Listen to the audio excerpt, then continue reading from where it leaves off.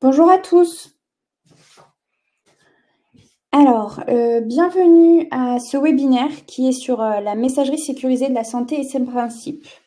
On n'est pas nombreux aujourd'hui, donc ce que je vous propose, c'est qu'à la fin de ce webinaire, j'ouvre vos micros pour que vous puissiez échanger en direct avec moi sur des questions que vous pourriez avoir, des questions plus précises. Mais n'hésitez pas, vous allez le voir, vous pouvez aussi, poser des questions dans le chat qui se trouve en bas à droite de votre écran pour que je puisse y répondre par écrit au fur et à mesure du webinaire. Ou alors, je vous ouvrirai le micro pour qu'on puisse échanger de vive voix. Alors, je me présente, je suis Célia Lagarde, je suis chef de projet MSS au grade PACA. On me demande souvent qu'est-ce qu'un grade. Un grade, c'est un groupement régional d'appui au développement de la e-santé. Donc en fait, on a pour objectif d'apporter une meilleure coordination, une efficacité, une fluidité dans la prise en charge et le suivi des patients via des outils et solutions numériques qu'on vous propose. Il est important de vous rappeler que nous sommes missionnés par l'ARS PACA. Alors, au niveau de ce webinaire, on va pouvoir vous envoyer à la fin de ce webinaire la présentation que vous avez sous les yeux et également le replay de cette session pour que vous puissiez la partager en interne ou vous puissiez le revoir si besoin. Je précise également que cette session est du coup enregistrée puisque vous aurez accès au replay. Au niveau du sommaire, on va d'abord parler de qu'est-ce que c'est la MS Santé, les principes et les règles qui entourent cet espace de confiance. On va parler des différents types de boîtes aux lettres MS Santé auxquelles vous pouvez parfois, en fonction de votre structure ou de votre métier, demander. On va parler également de la messagerie citoyenne de mon espace santé. Donc, messagerie citoyenne, c'est la MSS des patients. Et la dernière partie de ce webinaire sera consacrée à vos questions. Alors, qu'est-ce que c'est la MS Santé?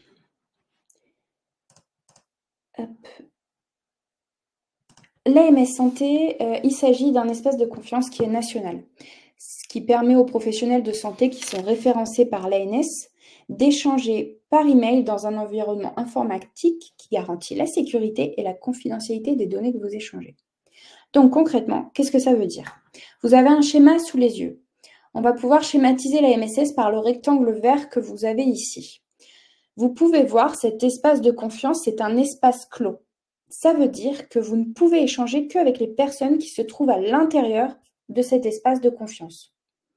Donc là, vous pouvez voir dans le schéma, il y a plusieurs acteurs dans cet espace de confiance. Il y a des professionnels et il y a également des structures, des établissements et des patients. On va parler tout à l'heure des patients avec la MSS des patients et donc la messagerie citoyenne. Donc, je reviendrai sur cette partie-là tout à l'heure. En attendant, ce qu'il faut avoir en tête, c'est que la MSS donc, vous permet d'envoyer des mails sécurisés entre professionnels ou entre professionnels et établissements. Et peu importe à l'intérieur que vous soyez chez un opérateur MSS il y a plusieurs opérateurs MSS, pardon. Et peu importe que vous soyez chez un opérateur ou un autre, vous pourrez échanger ensemble de façon totalement sécurisée. Les adresses MSS finissent par .mssanté.fr en général. Et vous dire également que la première règle de la MSS, c'est que l'échange ne peut être initié que par un professionnel de santé. Ça veut dire que vous, en tant que professionnel, vous allez pouvoir effectivement échanger de façon sécurisée avec un patient. Mais le patient ne pourra pas rentrer en contact avec vous sans que vous ayez déjà envoyé un mail et que vous lui ayez donné la possibilité de répondre. Cette fonctionnalité, elle a été faite aussi pour ne pas vous polluer, si on peut appeler ça comme ça, mais vous permettre en tout cas d'échanger de façon sécurisée sans spécialement attendre un retour des patients. Donc, une fois que vous avez une adresse MS Santé, vous faites partie de cet espace de confiance. Si avec votre adresse MSS, qui finit par .mssanté.fr, vous essayez de joindre un professionnel, un médecin qui aurait, lui, une adresse qui finit par gmail.com, orange.fr, Wahoo, etc., vous comprendrez que ça ne va pas fonctionner, puisque, je le rappelle, vous ne pouvez échanger qu'avec des adresses MSS. Donc, toutes les adresses qui se trouvent à l'extérieur de cet espace de confiance, vous voyez là sur le schéma avec ma souris, je vous entoure la partie dont je suis en train de parler, vous ne pouvez pas échanger avec des adresses non sécurisées qui se trouvent donc de fait à l'extérieur de cet espace de confiance. Si les professionnels avec lesquels vous souhaitez échanger n'ont pas d'adresse MSS, vous ne pourrez pas échanger avec eux de façon sécurisée. Je vous invite du coup à leur envoyer un mail pour leur dire que vous ne pouvez pas échanger avec eux de façon sécurisée. Ils n'ont pas d'adresse MS Santé.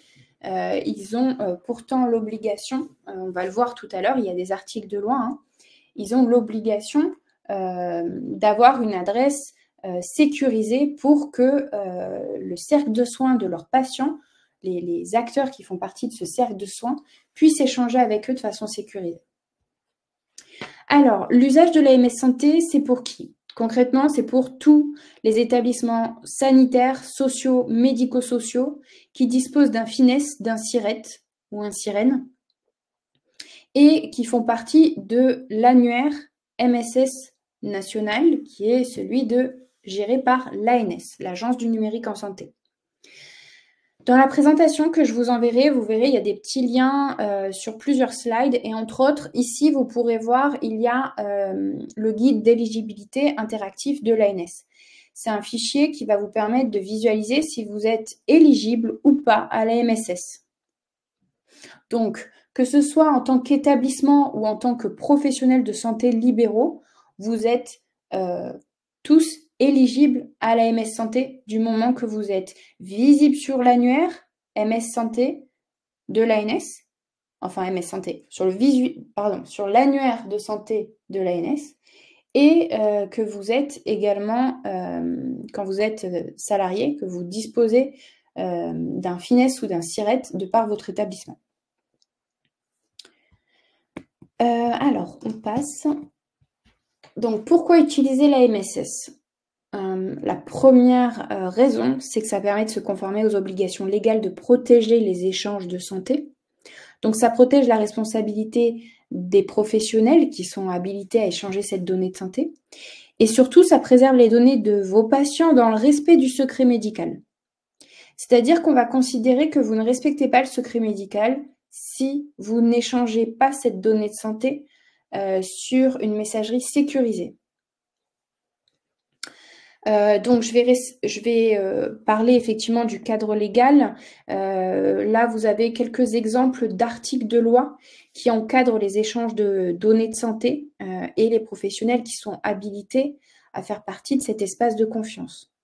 Je ne vais pas rentrer dans le détail de ces articles de loi, mais vous avez l'article L1110-4 du Code de santé publique qui définit les modalités d'échange au sein de l'espace de confiance.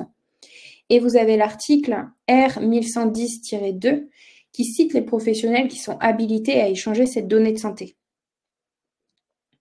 Donc, effectivement, on a cette réglementation-là qui encadre les échanges de santé. Et on a aussi le fait que, pourquoi il faut utiliser la MSS, ça permet de faciliter la coordination sur l'ensemble du parcours de soins des patients et usagers, et ça permet d'améliorer la modernisation de vos pratiques, un gain de temps et une baisse des dépenses. Alors, maintenant, je vais vous expliquer réellement pourquoi la MSS a été créée et pourquoi des articles de loi en ont découlé. En gros, il faut savoir que la donnée de santé, ça représente la donnée la plus hackée au niveau mondial. Vous le savez, vous voyez beaucoup aux informations des attaques de cybersécurité, etc. Il faut avoir en tête que l'AMS Santé, elle est là aussi pour encadrer et sécuriser ces échanges et ces données de santé que vous partagez entre professionnels et avec les patients. il faut avoir en tête que sur le dark web, une donnée santé, ça peut un dossier médical, ça peut valoir jusqu'à 250 €. Donc en fait, quand vous envoyez un mail, d'ailleurs j'ai un schéma là sur la slide d'après. Donc quand vous envoyez un mail sans MS Santé, qu'est-ce qui se passe? Sans MS Santé, vous envoyez un mail à un autre professionnel. Le pirate du web qui est sur le net et qui voit passer votre mail peut le récupérer et le lire en clair. Le lire en clair, ça veut dire qu'il va pouvoir le lire comme vous l'avez écrit. Là, vous voyez, j'ai fait un mail fictif. D'ailleurs, vous ne le voyez pas, il est trop petit. Mais en gros, effectivement, le pirate du web va pouvoir lire exactement ce que j'ai écrit et la pièce jointe que j'ai mis dans mon mail qui contient des informations de santé de mon patient. Donc ça, c'est ce qui se passe sans MS Santé.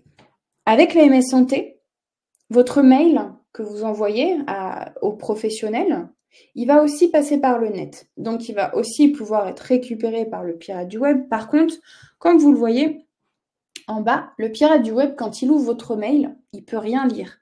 L'email est complètement crypté de A à Z, même la pièce jointe est cryptée.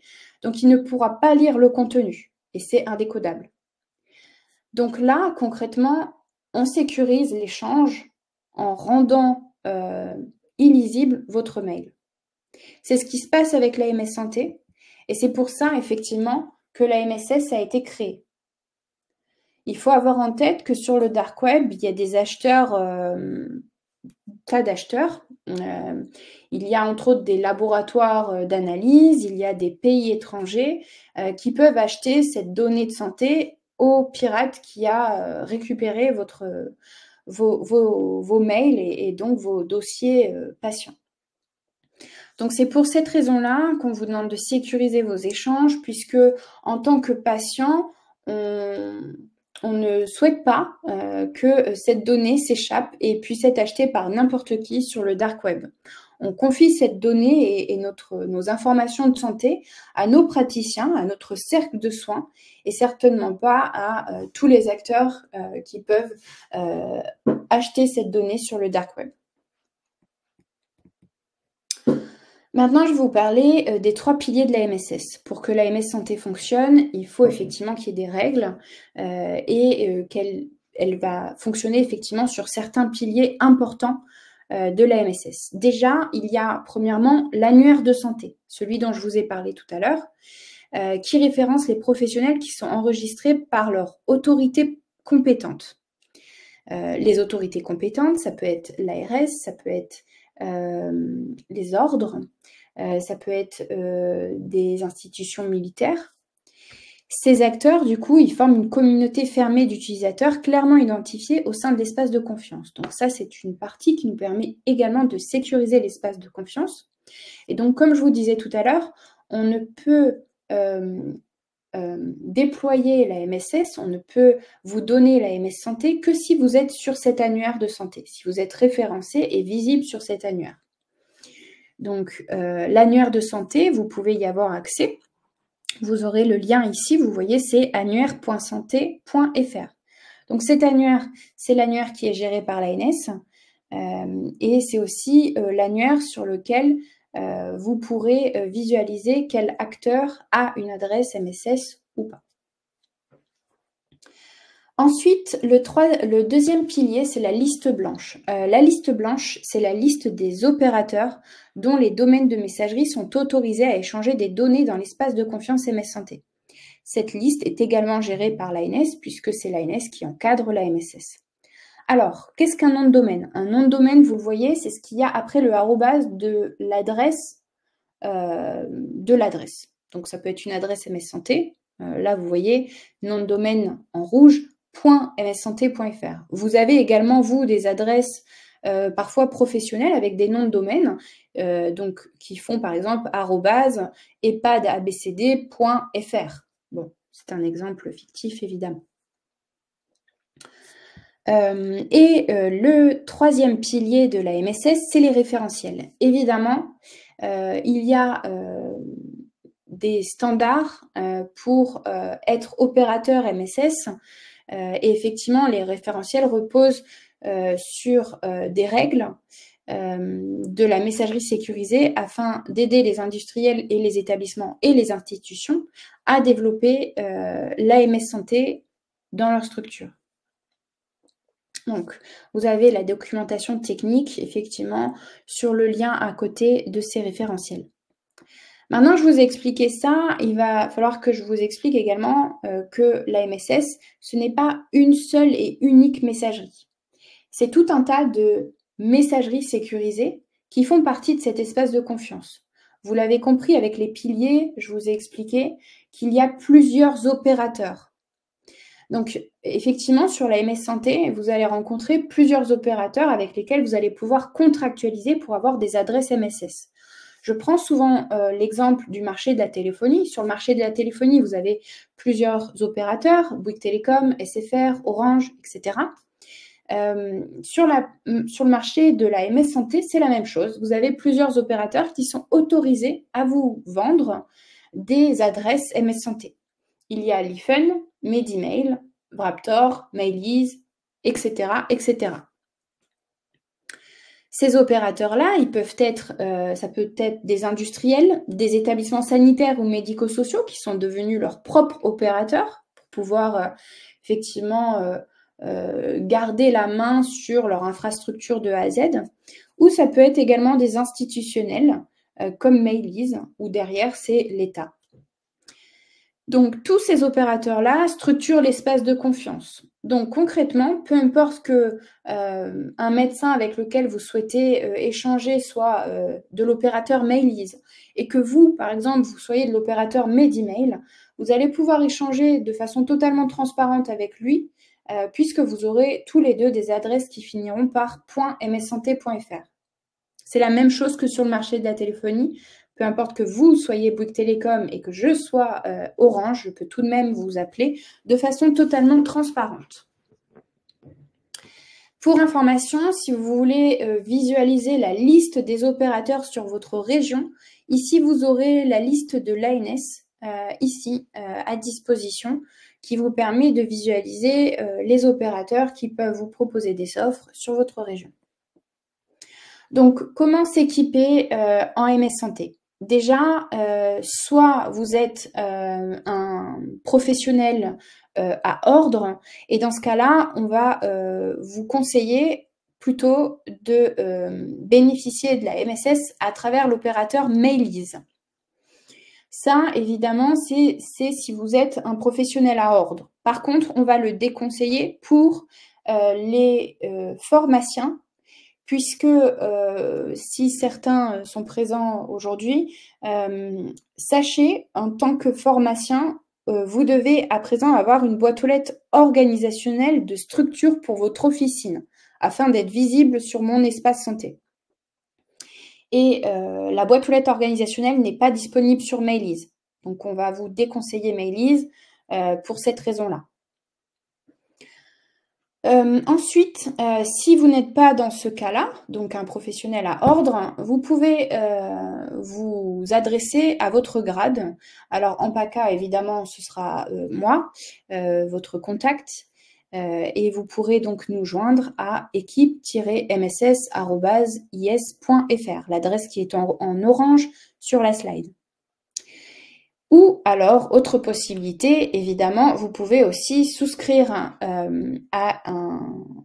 une MS Santé en demandant à votre éditeur. Parfois, les éditeurs de DUI ou de DPI, donc vos logiciels métiers, sont également opérateurs MS Santé. Donc, n'hésitez pas à vous rapprocher de votre éditeur s'il propose une solution de messagerie, ou tout simplement à aller sur la liste de l'ANS qui est ici pour pouvoir visualiser toutes les offres. Alors, maintenant que je vous ai parlé de la MSS, souvent la question qui vient à ce moment-là, c'est ok, alors la MS Santé, nous avons bien compris, c'est un espace clos. Ce qui veut dire qu'on peut échanger qu'avec les professionnels qui se trouvent à l'intérieur. Est-ce que vous allez trouver l'entièreté des professionnels qui font partie de votre cercle? La question, je vais y répondre par des chiffres. Ici, sous les yeux, vous avez l'équipement et les usages MS Santé en France en juillet 2024. Je n'ai pas actualisé les données. En gros, effectivement, au niveau des équipements, on est loin encore du 100%. Vous pouvez le voir. Alors, quand on dit qu'un établissement est raccordé, ça veut dire qu'il a au moins une adresse MSS dans l'établissement. Donc là, aujourd'hui, on a atteint 92% des établissements sanitaires qui sont raccordés à la MSS. Il y a 88% des laboratoires de biologie médicale également, 60% des professionnels de santé libéraux qui ont une adresse MS Santé et 40% des établissements sociaux et médico-sociaux. Donc vous le voyez, vous n'êtes pas encore tous raccordés à 100%. C'est notre objectif et notre mission en tant que grade que nous a donné l'ANS et l'ARS. Donc nous sommes là pour vous accompagner. Si vous avez besoin d'être accompagné, n'hésitez pas à nous contacter. Pour les professionnels de santé libéraux qui sont à ordre, sachez que Mailiz vous permet de le faire en ligne de façon autonome. Donc faites-le, c'est assez simple. Et par contre, pour les établissements qui ont besoin de se raccorder, il faudra le faire en contractualisant avec un opérateur MSS. Vous ne pourrez pas le faire en ligne de façon autonome. Donc, je vous laisserai nous contacter. Alors, je vous remets l'adresse du grade sur la slide avant. Ou alors, contractualiser directement avec votre éditeur ou un autre opérateur si vous le souhaitez. Alors, au niveau des cas d'usage, je sais que ce n'est pas toujours évident pour vous en interne de visualiser quels sont les cas d'usage et dans quel cas vous allez avoir besoin de la MSS. Concrètement, vous allez avoir besoin d'utiliser la MSS dès que vous allez échanger de la donnée de santé patient. Donc, dès que sur votre mail, on peut identifier un patient et qu'il y a de la donnée de santé, il faut le faire de façon sécurisée. Et l'identification du patient, ça peut être juste un numéro de sécurité sociale. Et parfois, il faut avoir en tête également que envoyer juste un mail en disant « Monsieur Dupont a été vu par notre établissement ce jour », quand vous êtes, par exemple, un établissement en cancérologie, ça veut déjà dire beaucoup sur l'état de santé du patient. Donc, de la même façon, ce genre de mail, même s'il n'y a pas d'ordonnance jointe, même s'il n'y a pas de pièce jointe, vous devez sécuriser cet échange. Vous avez ici sur le lien le catalogue des usages MS Santé en fonction de votre secteur, ce qui va pouvoir peut-être vous répondre à certaines questions que vous pouvez avoir. Par exemple, si je clique sur le catalogue des usages, vous voyez, il est interactif. Je clique sur sanitaire, je vais avoir un certain nombre d'exemples de cas d'usage dans le sanitaire. Idem pour le médico-social. Donc, n'hésitez pas à aller voir ce catalogue et à cliquer sur le cas d'usage qui pourrait le plus s'apparenter à votre besoin pour visualiser quel usage ça va prendre en interne dans votre structure.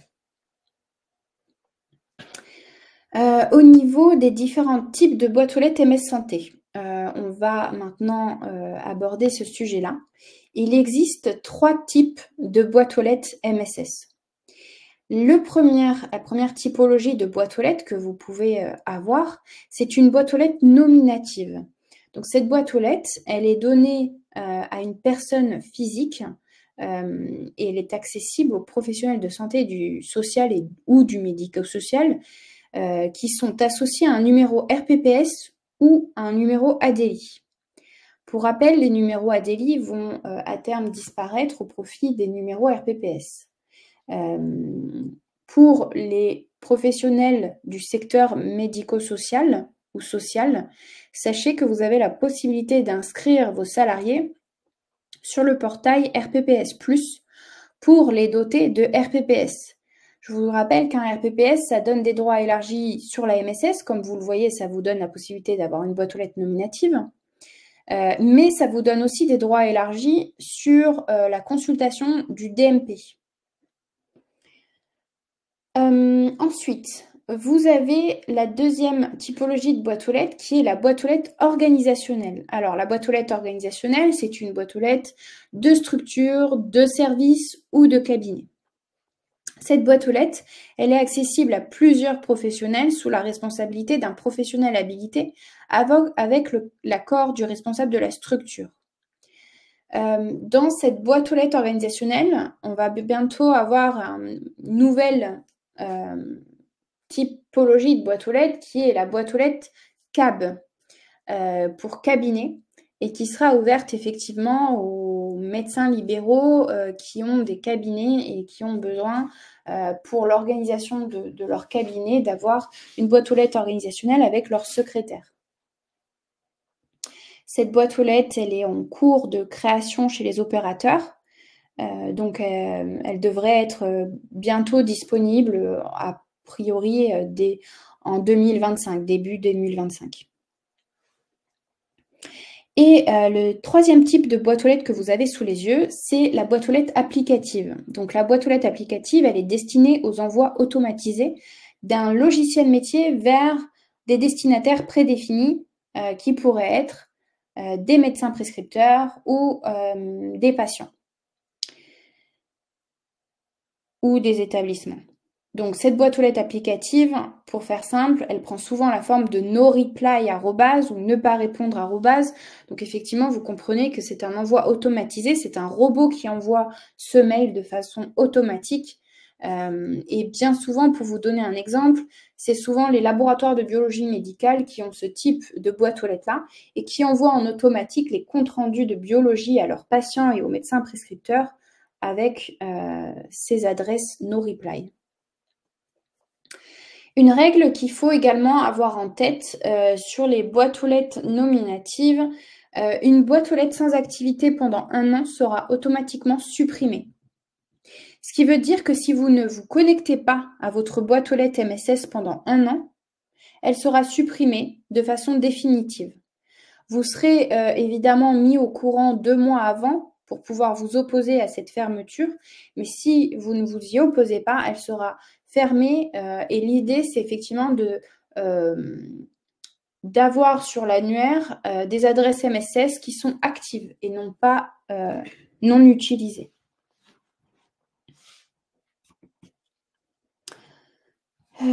Alors, je vais regarder. Non, je n'ai pas de questions. Ok, parfait. N'hésitez pas, hein, si vous avez des questions entre-temps, à les poser dans le chat et j'ouvrirai votre micro si besoin.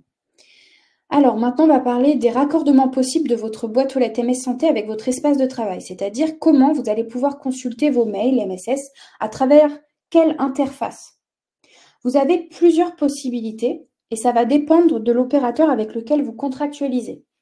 Donc, quand vous contractualisez avec un opérateur, demandez-lui bien quels sont les raccordements possibles. C'est-à-dire, sur quelle interface vous allez pouvoir visualiser vos mails MSS. Ce que vous avez sous les yeux, les 4 interfaces, les 4 raccordements sous vos yeux, c'est ceux qui existent sur le marché de la MSS. Ça ne veut pas dire que tous les opérateurs proposent ces 4 raccordements. Donc, le premier raccordement que je vais vous présenter, c'est depuis le webmail de l'opérateur. En effet, chaque opérateur a en général un webmail, c'est-à-dire un site internet sur lequel vous pouvez vous connecter avec un identifiant et un mot de passe pour accéder à votre boîte de réception. Donc ça, c'est souvent le raccordement basique qui est déployé en automatique par vos opérateurs MSS. Ensuite, vous avez certains opérateurs qui ont des applications mobiles également. Donc ça, c'est assez pratique pour les équipes qui sont sur le terrain, entre 2 patients ou entre 2 établissements. Ça vous permet, en tout cas quand vous avez un smartphone, de pouvoir consulter vos mails de façon régulière. Ensuite, vous avez la possibilité d'avoir également la MSS à travers vos outils de messagerie. Certains opérateurs, en effet, proposent ce qu'on appelle techniquement des passerelles de messagerie. Ces passerelles de messagerie, elles sont possibles en fonction d'un certain nombre de prérequis techniques qui vont être demandés à votre structure. Évidemment, on n'ouvre pas la MSS à tous les outils de messagerie sans être sûr que vous avez certains prérequis de sécurité sur votre outil de messagerie. Mais en tout cas, ça, c'est un raccordement qui est possible et qu'il faut demander à votre opérateur, en tout cas, si ça peut vous intéresser. Et ensuite, le dernier raccordement, c'est depuis votre logiciel métier. Donc ça, effectivement, vous allez, parfois, vous avez des logiciels métiers, donc des DPI ou des DUI, dossiers patients informatisés ou dossiers usagers informatisés. Et donc, vos logiciels métiers sont Ségur et donc possèdent une partie MS Santé. Ça veut dire que dans cette partie-là, vous pouvez paramétrer votre adresse MS Santé pour recevoir vos mails directement sur votre logiciel métier. C'est assez pratique parce que ça veut dire que vous avez une seule et même interface dans votre métier, c'est votre logiciel métier. Vous l'ouvrez le matin en tapant votre identifiant et votre mot de passe, vous arrivez sur votre logiciel métier et vous avez accès à tout, à vos dossiers patients, mais également à votre messagerie sans avoir à retaper un code ou à ouvrir une deuxième interface. Sur ces logiciels métiers, il faut savoir que la liste des logiciels qui sont interconnectés avec la MSS n'est pas encore 100% effective. Certains éditeurs sont en cours de raccordement et ne sont pas encore opérationnels. Donc, de la même manière, quand vous adressez un opérateur MS Santé, n'hésitez pas à lui demander s'il est bien raccordé avec votre éditeur. Donnez-lui le nom de votre éditeur pour qu'il puisse, et de votre logiciel métier, pour qu'il puisse vérifier dans sa liste qu'il est effectivement raccordé avec cet opérateur, avec ce logiciel métier, pardon.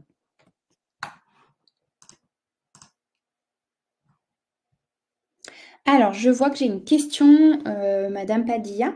Si les médecins n'ont pas d'adresse MS Santé, comment peut-on échanger? Alors, en tant que professionnel de santé, quand vous voulez échanger avec un professionnel qui n'en a pas, vous pouvez décider de refuser d'échanger de façon non sécurisée sur leurs adresses Gmail, Orange, etc. Donc, vous leur envoyez un mail, vous leur dites qu'effectivement, vous n'avez pas trouvé d'adresse MS Santé à leur nom et que du coup, vous ne pouvez pas échanger de façon sécurisée par mail. Donc, pour les pousser aussi à se doter d'adresses MS Santé. Je vous rappelle que vous prenez la responsabilité, si vous échangez avec eux de façon non sécurisée, que l'information puisse fuir. Et donc, comme je vous l'ai expliqué tout à l'heure, un pirate du web peut récupérer cette information-là et donc le respect du secret médical n'est plus respecté. Sinon, autre possibilité, vous pouvez toujours échanger avec eux par téléphone, par courrier, mais voilà, de façon dématérialisée quand même. Le mail maintenant, c'est quand même quelque chose d'incontournable.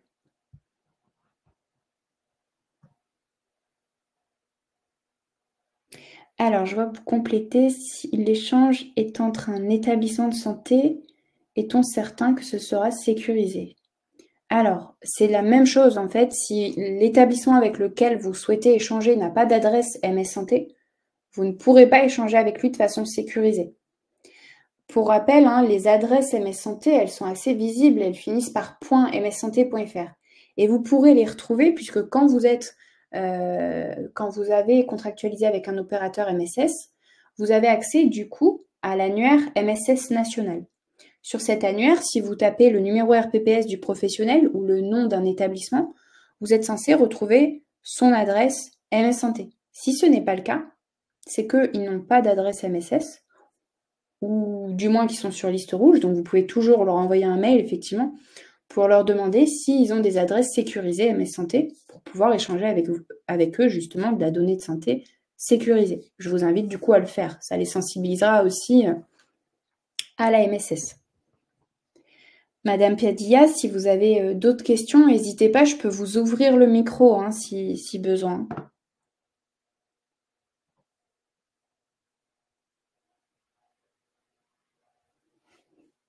Je vois que vous êtes en train d'écrire, donc je vous laisse compléter. Ok, bon. Madame Meunier, s'il y a besoin, je peux vous ouvrir le micro.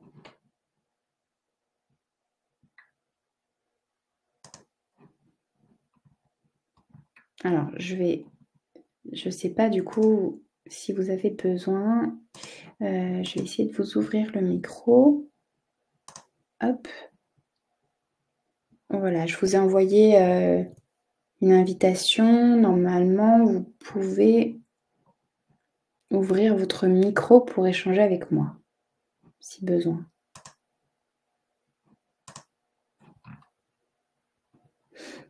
Bon, je vous laisse effectivement regarder si vous arrivez à ouvrir votre micro.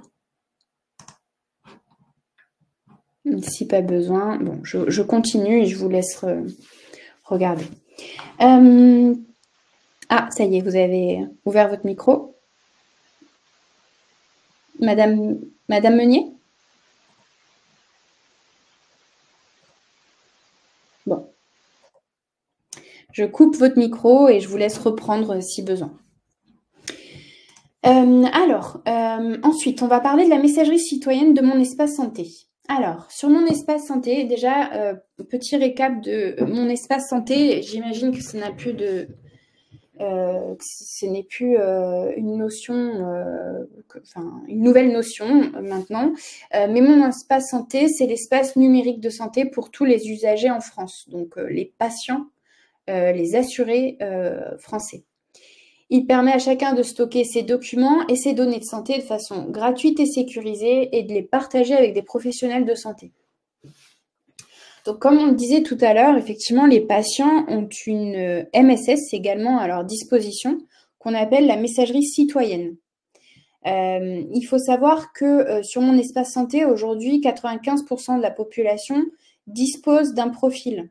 Ça représente 67 millions de personnes. Je vous rappelle que Mon Espace Santé, tous les comptes ont été ouverts par défaut en février 2022, si je ne dis pas de bêtises, pour l'ensemble des assurés français, et ils pouvaient effectivement après décider de fermer leur compte Mon Espace Santé s'ils ne souhaitaient pas utiliser cet espace. Donc, sur cet espace, on a plusieurs fonctionnalités qui sont assez connues, le DMP, le dossier médical partagé, la messagerie sécurisée, donc la MSS du patient. Vous avez également un agenda à présent et un catalogue d'applications. Pour information, on fait des webinaires sur Mon Espace Santé. Si vous avez besoin de plus d'informations, n'hésitez pas à aller consulter notre catalogue sur le site Yes, notre catalogue de webinaires, et à vous inscrire au webinaire de Mon Espace Santé ou d'autres webinaires qu'on propose. Alors, pour faire un récapitulatif de la messagerie citoyenne. La messagerie de santé de Mon Espace Santé, c'est donc une messagerie sécurisée et facile d'usage. Elle permet l'envoi et la réception de pièces jointes et elle permet évidemment des échanges interpersonnels avec son cercle de soins. Donc ça, c'est quand on est patient, effectivement. Pour échanger, un patient doit avoir un profil Mon Espace Santé ouvert pour recevoir un message et un profil Mon Espace Santé ouvert et activé pour pouvoir y répondre. Ça veut dire qu'effectivement, en tant que patient, si un professionnel m'envoie un mail sécurisé, je vais recevoir déjà une notification sur mon adresse non sécurisée que détient la CPM pour m'informer qu'un professionnel a essayé de m'envoyer un mail, m'a envoyé un mail sécurisé sur Mon Espace Santé et que si je veux le lire, il faut que je me connecte. Et donc, pour y répondre, je dois être connectée et avoir activé évidemment Mon Espace Santé. Donc, lorsqu'un message également est émis vers un profil Mon Espace Santé clôturé, sachez que vous recevrez, en tant que professionnel, un retour automatique vous signalant que cet espace de santé est clôturé. Et donc, c'est impossible de communiquer avec ce patient. Par contre, quand on est professionnel pour échanger avec la messagerie citoyenne, quels sont, on va dire, les prérequis à avoir? Déjà, d'avoir contractualisé avec un opérateur MS Santé, d'avoir une boîte aux lettres MS Santé nominative individuelle ou d'avoir une boîte aux lettres MSS organisationnelle, donc de votre équipe ou de votre structure. Au niveau des fonctionnalités de la messagerie citoyenne, comme je l'ai expliqué tout à l'heure, un patient ne peut pas contacter un professionnel de santé s'il n'a pas déjà été contacté par celui-ci. c'est seulement à votre initiative en tant que professionnel pour ouvrir le canal de discussion avec le patient. Juste, une exception a été faite depuis mai 2023 pour les pharmacies. Effectivement, vous pouvez désormais être contacté directement par un patient dès lors que la pharmacie dispose d'une MSS et d'une boîte aux lettres organisationnelle. Effectivement, les patients peuvent à présent contacter en direct les pharmacies parce qu'ils peuvent avoir besoin de vous envoyer des ordonnances de façon sécurisée par mail. Et donc, effectivement, ils peuvent le faire de façon sécurisée à travers la MSS et à travers leur compte Mon Espace Santé, du coup. Pour information, le professionnel de santé peut à tout moment mettre fin aux échanges avec un patient en indiquant entre crochets et en majuscule le mot « fin » dans l'objet du message. Les documents reçus via la messagerie de santé de Mon Espace Santé peuvent être directement enregistrés dans le dossier médical par les usagers. Alors, juste un petit point sur cette partie-là. Souvent, les professionnels font l'amalgame entre l'alimentation du DMP et la MSS. Aujourd'hui, en tout cas, la MSS est une messagerie. Elle n'a pas pour vocation de venir alimenter automatiquement le DMP du patient. Le patient peut enregistrer la pièce jointe reçue dans un mail MS Santé sur son DMP, mais ceci se fait de façon manuelle et non automatique aujourd'hui. Pour que ce soit fait de façon automatique, je vous laisse vous renseigner auprès de votre logiciel métier, donc votre DUI ou votre DPI, votre éditeur, car c'est eux qui vont pouvoir le faire de façon automatique. J'en profite également pour faire une parenthèse sur la vague 2 du Ségur. Certains d'entre vous ont peut-être effectivement suivi des webinaires de l'ANS sur le sujet. À terme, effectivement, les DUI et les DPI vont pouvoir, quand vous recevez un mail sur votre logiciel métier, ce mail qui contient des pièces jointes va pouvoir effectivement automatiquement alimenter le dossier patient, enfin les dossiers de vos patients. Ça, c'est une fonctionnalité qui sera disponible en 2025 et un prérequis en tant que structure sanitaire, ça va être de créer des boîtes aux lettres organisationnelles et penser effectivement au retour. C'est-à-dire que votre DPI, quand il ne pourra pas qualifier l'INS et donc ranger le document dans le bon dossier patient, va vous renvoyer un mail qui va vous dire qu'il n'a pas pu le faire de façon automatique et que c'est à vous de le faire de façon manuelle. Ce mail sécurisé, qui va partir de votre logiciel métier, va vous être envoyé sur une boîte aux lettres organisationnelle ou une boîte aux lettres personnelle. Nous, on va vous préconiser plutôt une boîte aux lettres organisationnelle, puisque sur une boîte aux lettres organisationnelle, il y a toujours quelqu'un de votre équipe qui peut consulter les mails et faire le nécessaire en fonction des congés des uns et des autres, ou des absences. Si vous avez besoin de plus d'informations sur la vague 2, n'hésitez pas à prendre contact avec nous. En tant qu'établissement sanitaire, la vague 2 a commencé avec vous, donc effectivement, vous pouvez avoir des interrogations. Sachez aussi que l'ANS fait des webinaires sur le sujet en ce moment pour vous sensibiliser et vous préparer. Donc, n'hésitez pas en tout cas à vous inscrire. Ce slide-là, c'est pour reprendre un peu tout ce qu'on s'est dit sur les écosystèmes qui existent dans l'espace de confiance. Et je parle bien d'écosystème puisque il y a effectivement plusieurs acteurs institutionnels qui vont fonctionner ensemble pour que vous puissiez échanger des mails de façon sécurisée en toute transparence. Déjà, vous l'avez vu, il y a Mon Espace Santé qui fait partie intégrante de l'espace de confiance, puisque Mon Espace Santé, il y a les messageries citoyennes des patients qui sont dessus.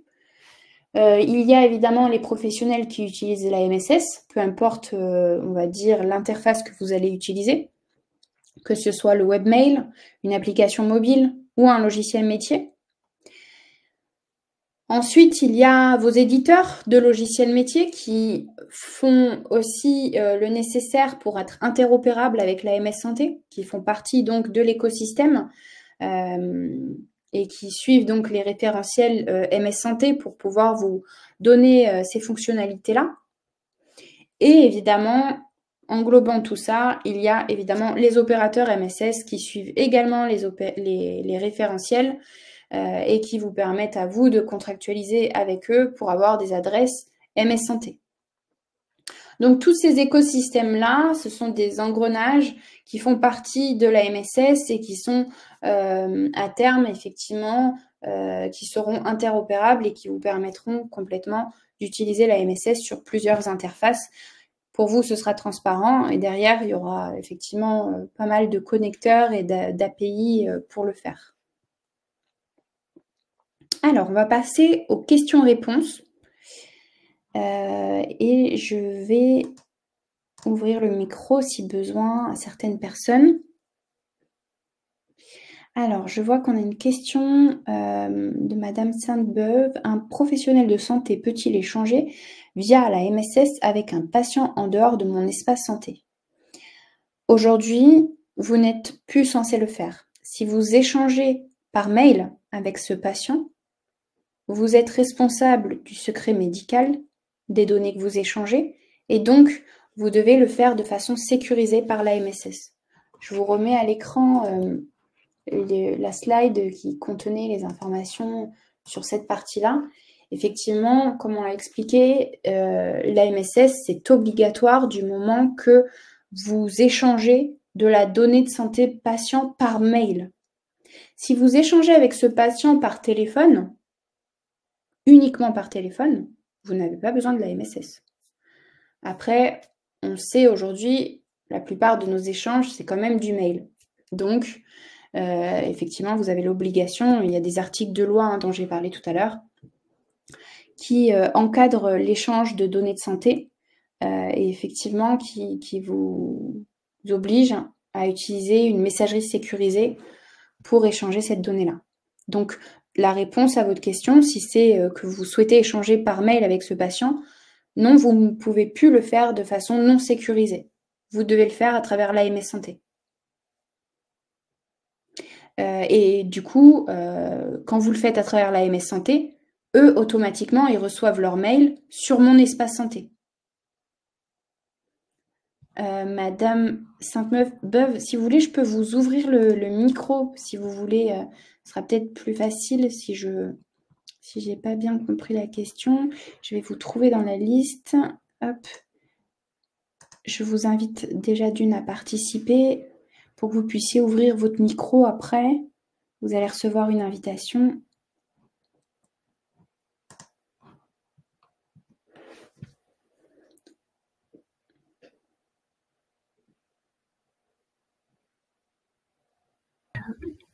Vous m'entendez?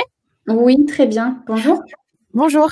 Ma question c'était, en fait, en dehors de mon espace santé, est-ce que, les citoyens ou patients, du coup, n'ont pas d'adresse mail sécurisée en dehors de mon espace santé? On est d'accord? C'est ça. Ils n'ont pas d'adresse mail sécurisée en dehors de celle qu'ils ont par défaut sur mon espace santé. D'ailleurs, je le précise, mais les adresses patients, elles sont composées de la même manière. C'est l'INS, enfin c'est le matricule INS du patient, @patient.mssanté.fr. Donc effectivement, ils n'ont que cette adresse-là qui est sécurisée, qui leur permet de recevoir des mails de votre part de façon sécurisée. Je me posais la question, en fait, parce que,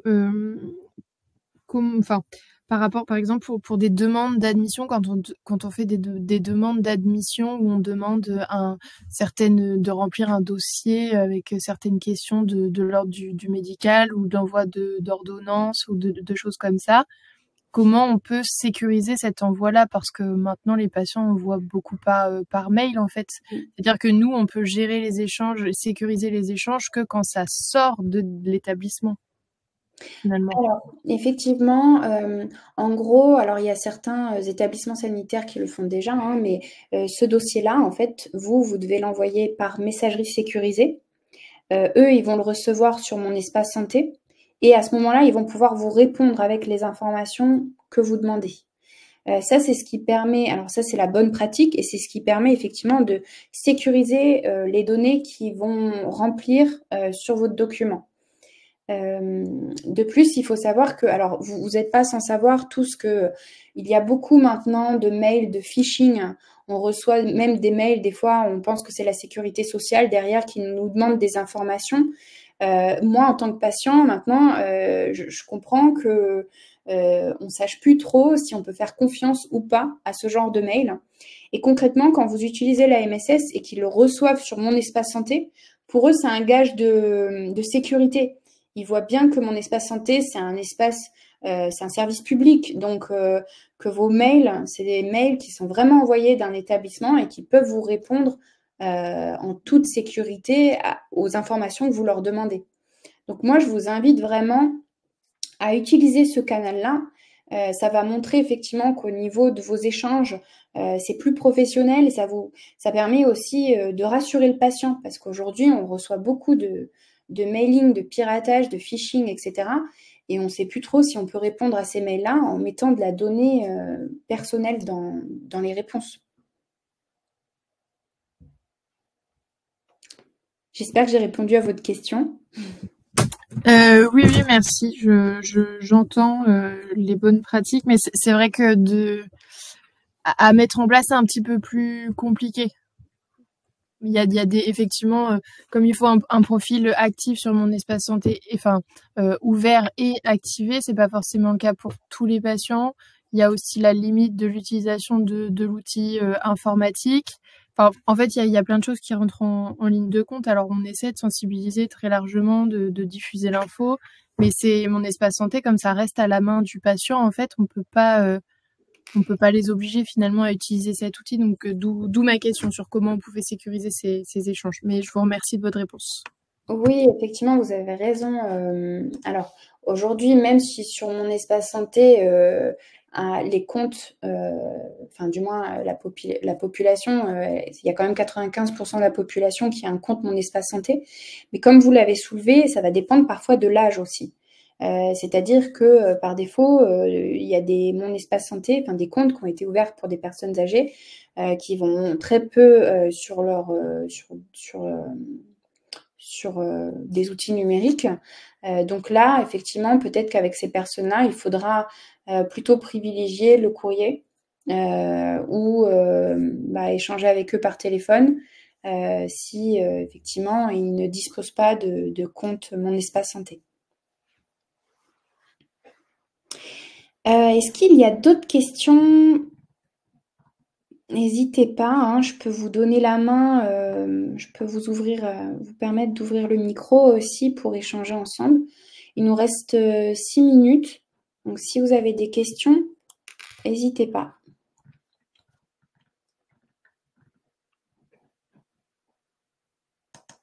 J'en profite entre-temps. Juste pour information, l'ANS a fait une plateforme de e-learning qui est ouverte à tout le monde. C'est des vidéos qui sont courtes de 5 à 10 minutes et elles sont très pédagogiques. Elles traitent de tout un tas de sujets sur les outils numériques et ce qu'on vous met à disposition. Entre autres, vous retrouverez la MSS, vous retrouvez aussi l'INS, Mon Espace Santé, le DMP, etc. La cybersécurité. Donc, n'hésitez pas en tout cas à aller voir ces petites vidéos qui sont vraiment très bien faites. Vous avez le lien de la plateforme ici en haut, corpacademy.com. Voilà, c'est l'ANS qui a créé cette plateforme et qui est très pratique. Je vous remets aussi en visu, là, dans la slide, notre adresse au grade sur la MSS. Si vous avez des questions, si vous avez besoin d'accompagnement, n'hésitez pas, c'est équipe-mss@is.fr. On se fera un plaisir de vous répondre et de vous aider si besoin. Alors, je vois une nouvelle question. Les échanges sur trajectoire pour les demandes d'admission sont-ils considérés comme sécurisés? Contient des informations du motif médical d'admission des prestations médicamenteuses. Oui, en fait, tous les logiciels qui sont Ségur, donc via Trajectoire, celui dont vous parlez, je pense, sont sécurisés, évidemment. Ils sont HDS, donc ça, c'est pas un souci. Après, via Trajectoire, vous permet uniquement d'échanger de la donnée de santé, enfin d'échanger des informations avec les autres établissements sociaux, médico-sociaux. Donc attention, ce n'est pas une alternative à la MSS, puisque si vous n'êtes pas visible, si vous n'avez pas une adresse MS Santé au nom de votre structure, un CH ne pourra pas vous contacter. Par exemple, si vous êtes un établissement socio-médico-social, que vous n'avez pas la MSS, mais que vous avez via Trajectoire, l'établissement sanitaire, le CH en question, lui, n'a pas via Trajectoire. Il ne fait pas partie il n'est pas acteur de ce logiciel métier. Donc, s'ils veulent échanger par mail de façon sécurisée avec vous, vous n'avez pas d'autre choix que d'avoir une adresse organisationnelle de structure. Donc, attention, quand vous avez des logiciels métiers qui ont des chats sécurisés ou qui vous permettent effectivement de transmettre des informations sécurisées de vos patients, c'est bien, mais c'est pas suffisant.